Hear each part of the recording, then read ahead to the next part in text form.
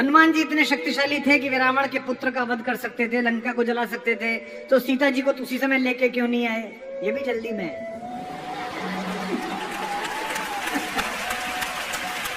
युद्ध की जरूरत क्यों पड़ी? सही बात है भाई। पहली बात तो हनुमान अद्भुत है।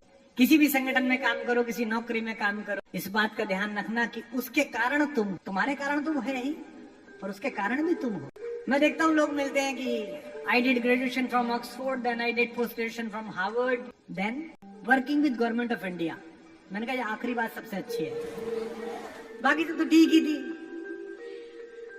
हनुमान इसीलिए सर्वश्रेष्ठ हैं, सेवकों में अग्रगण्य, क्योंकि वो कभी ये नहीं कहते कि मैं कौन हूं, वो कहते हैं कि मेरी टोटल औकात ये है कि मैं इनका चेला हूं, इनका काम करता हूं। और महर्षि भी इनका परिचय देते हुए यही लिखते हैं कि इतने सारे गुण हैं, इतनी डिग्रियां, लेकिन अंत में क्या है? इनके हैं दूत। मनोजवम, मन की गति से चलते हैं। मारुत तुल्य वेगम, पवन के हिसाब से चलते हैं। जितेंद्रियम, बुद्धिमताम वरिष्ठम, है ना? वानर यूथ मुख्यम, वानरों के यूथ के मुखिया हैं। ये सारी डिग्री है। और आखिर में क्या है? श्री राम दूतम शरणम प्रपद्ये, मैं श्री राम का दूत हूं। जब वो माता सीता से मिलने गए तब भी उन्होंने ये नहीं कहा कि वेल आई एम फ्रॉम, नहीं बोल सकते थे। पंच तत्वों में से एक पवन के बेटे हैं वो, मां अंजनी के पुत्र हैं वो, भगवान शंकर के मानस पुत्र हैं, ब्रह्मा उनके गुरु हैं। इंद्र ने वरदान दिया कि तू पानी में नहीं डूबेगा बचपन में। अग्नि ने वरदान दिया कि तुझे कोई आग जला नहीं पाएगी। ऐसा अद्भुत तेजस्वी आदमी ये नहीं कह रहा कि मैं ये हूँ। क्या अद्भुत पंक्ति गोस्वामी जी ने लिखी है, मेरे अंदर से हिलोर उठती है, आपके अंदर भी उठेगी। एक ही परिचय, माँ ने पूछा कि तू कौन है, एक ही लाइन का परिचय, राम दूत में मात जानकी। माता मेरा इतना परिचय है कि मैं राम का दूत, और कसम भी किसी और की नहीं खाई। किसी और की कसम खाए, माँ की पिता की नहीं, क्योंकि राम क्या काम करते हैं। राम दूत में मात जानकी, सत्य शपथ करुणा निधान की। राम दूत में मात जानकी, राम दूत में मात जानकी, सत्य शपथ करुणा निधान की। राम दूत में मात जानकी, सत्य शपथ करुणा निधान की। यह जो विनम्रता है कि मैं कसम भी किनकी खा रहा हूँ, राम की खा रहा हूँ, यही किसी एम्प्लॉय को अच्छा एम्प्लॉय बनाते हैं। मेरे पिताजी चाहते थे कि मैं IAS बनूं, कलेक्टर बनूं। निम्न मध्यम वर्गीय परिवार का सबसे बड़ा सपना होता है जी, लड़का कलेक्टर हो गया। लड़का कलेक्टर छोड़ो, ढंग से इंजीनियर नहीं हुआ, कभी हो गया। और बुरी बात, वो भी 4-5 साल पहले एक दिन मैं घर गया अपने, तो मुझसे बोले भाई हम 1 महीने के लिए भारत भ्रमण पे जा रहे हैं। मैंने कहा जी कहाँ जा रहे हैं? उज्जैन जाएंगे, ओंकारेश्वर जाएंगे, रामेश्वरम जाएंगे, प्रयाग जाएंगे, इलाहाबाद जाएंगे। तो मैंने कहा जी मुझे बता दीजिए मैं कुछ। नहीं, तुम तो बड़े आदमी हो भाई, हवाई जहाज वाले, हम तो मास्टर आदमी हैं, 10-12 मास्टर मिलके जाएंगे। मास्टर मतलब प्रोफेसर्स रिटायर्ड। मैंने कहा जाएंगे? अरे नहीं हम चले जाएंगे, कोई जरूरत होगी तो हम तुम्हें फोन कर देंगे। मैंने कहा ठीक है जी। तो मैं उनकी स्टडी में गया, वहां डायरी पे उन्होंने पूरा शेड्यूल लिख रखा था। दिनांक इतने मई, सायं संध्या 5:30 बजे मसूरी एक्सप्रेस से प्रस्थान। मैंने उसकी फोटो खींची 3-4 पेज की, अपने मैनेजर को दी कि यार बाबूजी माताजी जा रहे हैं, जहां जहां अपने लोगों को फोन करा देना। वो हर जगह उनको लोग मिल गए, बाबूजी बाबूजी, माताजी माताजी, बाबूजी बाबूजी, जैसे तुम लोग लगे हो अम्मा के पीछे, सब लग गए। तो वो 1 महीने बाद लौट के आए। तो एक दिन मेरा ड्राइवर बोला कि वो बाबूजी पिताजी आपकी बहुत तारीफ कर रहे। मैंने कहा नीच, तनख्वाह बढ़वानी है सीधे ही कह ले, हमारा बाप हमारी खड़ी तो सोते में नहीं करे। बोले नहीं कर रहे थे। मैंने कहा तू झूठ बोल रहा है, हो ही नहीं सकता। उन्होंने अद्भुत बात कही। उन्होंने मेरी माँ से कहा कि देखो मैं चाहता था लड़का कलेक्टर बन जाए, ये कलेक्टर नहीं बना, ये कवि बना, प्रेम बांटता है, कलेक्टर बनता तो जिन जिन जिलों में कलेक्टर रहता, 4-5-6 जिलों में, उन्हीं में इसके परिचित होते, प्रेम करने वाले होते। कभी बना जिस स्टेशन पे उतरे वहीं प्रेमी लोग मिल गए। इसे प्रेम और कलेक्टरी का अंतर कहते हैं।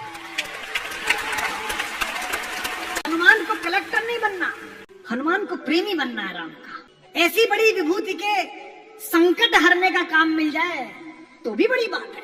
इसलिए सीता से उन्होंने ये नहीं कहा कि मैं वायु का पुत्र हूँ, जो इस बच्चे ने पूछा है, साथी ने पूछा है कि उठा के लेके आ सकते थे। नहीं, काम कितना बताया उतना ही। लड़के को देखने वाले आए तो बाप ने कहा कि बढ़ा चढ़ा के बताना। तो लड़का 12वीं पास था। बोले बेटा क्या करिए? बोले एम में। हाइट 5 थी। बोले हाइट कितनी? बोले 6 फुट 2 इंच। तो लड़का थोड़ा खांसा तो लड़के का बाप बोला कि बेटा खांसी हो गई? बोले नहीं, कैंसर।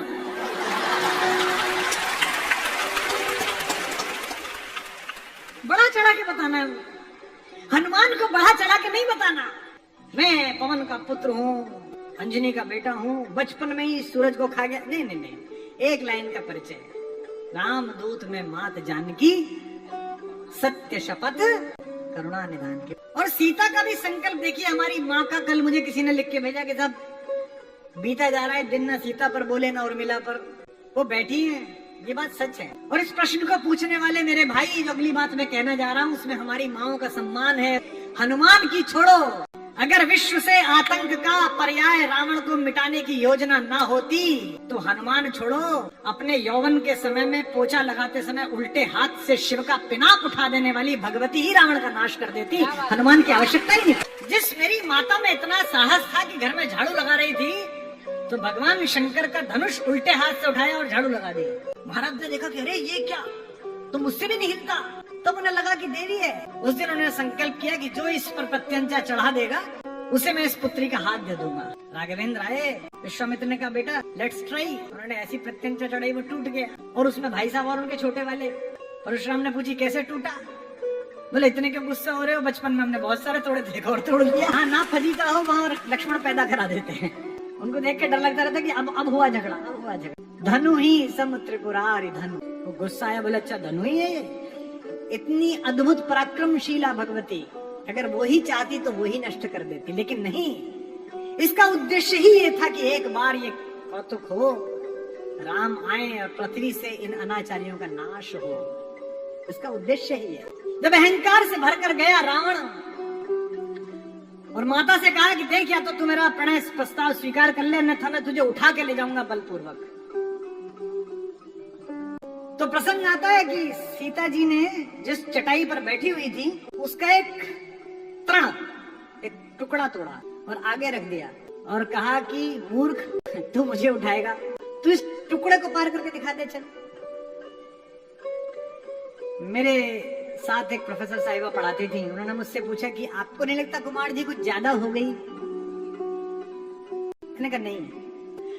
तिनका रख दिया, रावण पार नहीं कर पाया। जो रावण उठा के ले आया वो पार नहीं कर पाया। मैंने कहा नहीं, आपने पढ़ा है ना, तिनके को धरकर तृण धरी ओट कहत वेदेही सुमर अवधपति।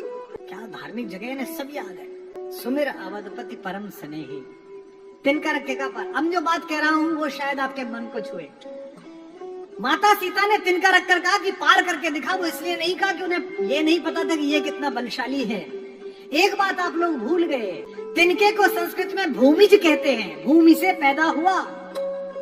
और सीता को संस्कृत में भूमिजा कहते हैं, भूमि से पैदा हुई।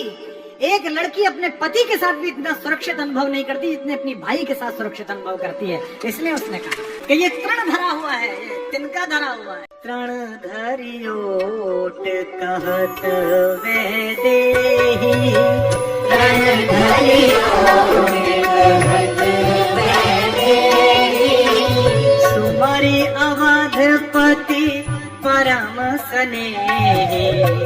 तृण धरियोट कहत वेदेही, सुमरि अवधपति परम स्नेही। इसमें एक शब्द है, ध्यान से सुनिए, वो है परम स्नेही। ये जो आत्मविश्वास स्त्री के अंदर आता है या पुरुष के अंदर आता है, ये स्नेह के कारण आता है। अगर स्नेह ना हो तो नहीं आता। मुझसे लोग कहते हैं कि शासन कब सुधरेगा, सरकारें कब सुधरेंगी? मैं कहता हूँ कि संकट में पड़ने के बाद जिस आस्था और भरोसे के साथ आप अपने घर में रखे हुए छोटे से एक पत्थर के आगे सिर झुका देते हैं कि भगवान बचा लेना, इसी आस्था के साथ जिस दिन भारतीय व्यक्ति न्यायालय में और थाने में जाना शुरू कर देगा कि यहाँ पहुँच गया तो बच जाऊंगा, उस दिन मानना कि सरकार में राम राज्य चल रहा है। राम राज्य इसलिए क्या कहते हैं? परम स्नेही तण धरियोट कहत वैदेही, तण धरियोट कहत वैदेही, सुमेरे अवधपति परम स्नेही, तण धरियोट कहत वैदेही, सुमेरे अवधपति परम स्नेही। और ये याद भी दिलाती है कि मूर्ख, तुझे इतना पता नहीं है कि तू क्या कर रहा है। असमान समझो कहत जान की, असमान समझो कहत जान की, खल सुधि नहीं रघुबीर बान की। असमान समझो कहत जान की, खल सुधि नहीं रघुबीर बान की। अच्छा क्यों कहती है कि तुझे रघुवीर के बाण की सुध नहीं है? मुझे अचानक स्मरण आ गया इसलिए कह रहा हूँ, क्योंकि इससे कुछ समय पहले ही हनुमान आए थे और हनुमान से जब रावण ने पूछा था कि तू कौन है, तो उन्होंने कहा मैं रघुवीर का बाण हूँ। तो सीता कहती है कि अभी तो तेरी लंका जला के गया है, फिर भूल गया, इसलिए कहती है खल सुध नहीं रघुवीर बाण। ऐसी सीता